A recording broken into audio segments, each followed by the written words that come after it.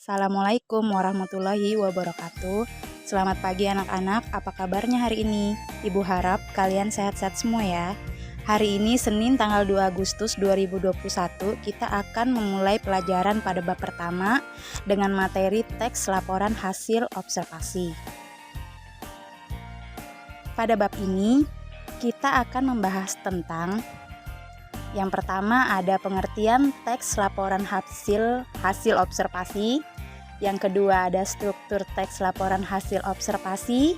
Dan yang terakhir ada kaidah kebahasaan teks laporan observasi.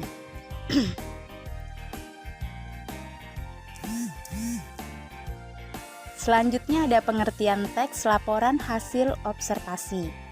Di sini Ibu sedikit menjelaskan tentang apa itu pengertian teks laporan hasil observasi. Tolong kalian simak baik-baik ya.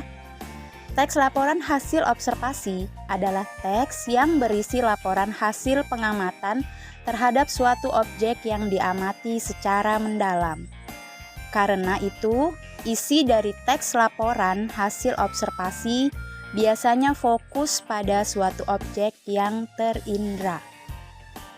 Nah, ini pengertian dari teks laporan hasil observasi.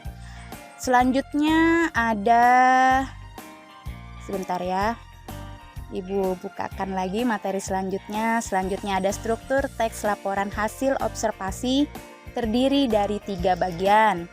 Yang pertama di sini ada pernyataan umum dan klasifikasi. Pernyataan umum dan klasifikasi ini di bawahnya ada sedikit penjelasan.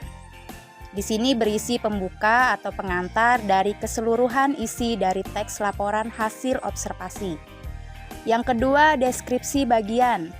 Deskripsi bagian ini adalah uraian detail mengenai objek atau bagian-bagiannya. Selanjutnya yang terakhir adalah deskripsi manfaat. Deskripsi manfaat adalah penggambaran tentang fungsi-fungsi atau manfaat yang dimiliki objek yang dibahas tersebut dalam kehidupan kita sehari-hari.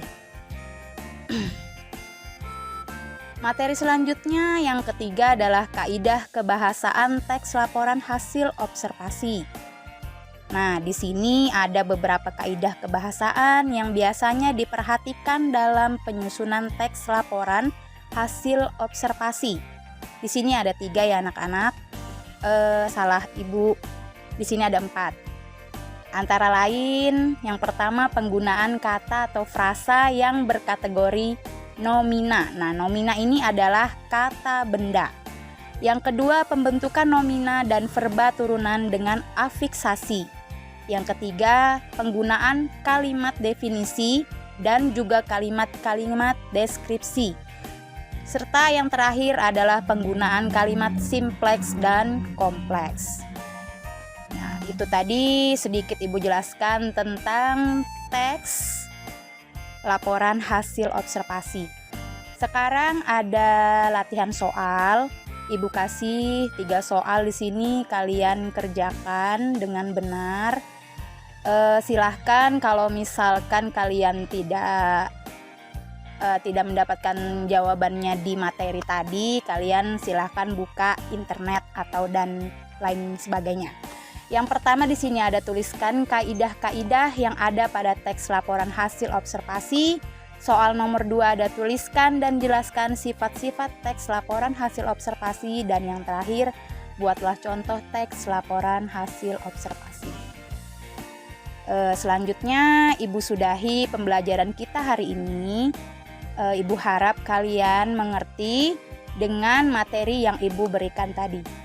Ibu ucapkan akhir kata, Assalamualaikum warahmatullahi wabarakatuh.